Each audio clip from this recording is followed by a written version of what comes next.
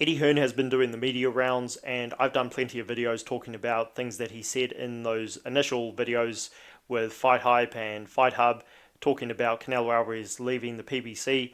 This tweet from Michael Benson shows that he has contacted Samson Lekowicz from David Benavidez's team about making the fight on DAZN, but again, I don't know if this is accurate or not, but let's wait to hear from David Benavidez's team and see what they say.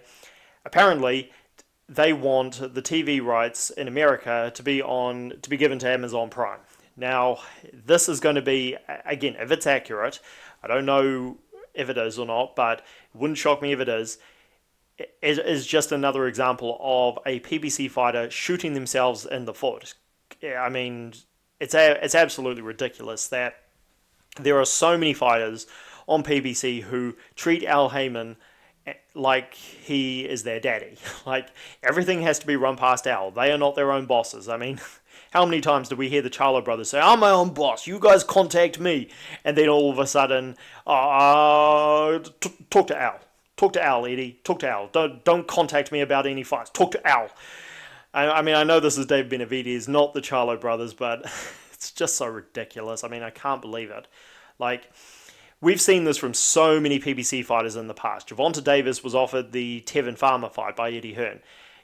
Demetrius Andrade was offered to Jamal Charlo multiple times. The Anthony Joshua fight was offered to Deontay Wilder multiple times on DAZN. We keep hearing from Leonard Allaby, Gervonta Davis is not going to be allowed out of his comfort zone to fight anybody. Not Devin Haney. We know he ducked Vasyl Lomachenko for how many years when he was champion? So again, whether you trust Eddie Hearn or not, it is beyond undeniable that PBC do not want to do business with other boxing promoters, and that is one of the reasons why they are failing. I mean, how many times did we hear over the course of 4 years from Errol Spence and a lot of his supporters that Terence Crawford had to cross the street, that he was on the wrong side of the street, just all that nonsense. This is just unbelievable at this point, because Al Haymon clearly is not doing well financially because Fox dipped out. Showtime is no longer in the business. Now, maybe they were going to dip out anyway, but Fox had a very tight relationship with Al Haymon, and they're no longer in the business. Al Haymon had to scramble for a new network. Amazon Prime has never been one of the big networks for boxing. They are new to the business, and they are not getting the big fights because, again, Al Haymon is refusing to do big fights, which involves working with other promoters. It's ridiculous.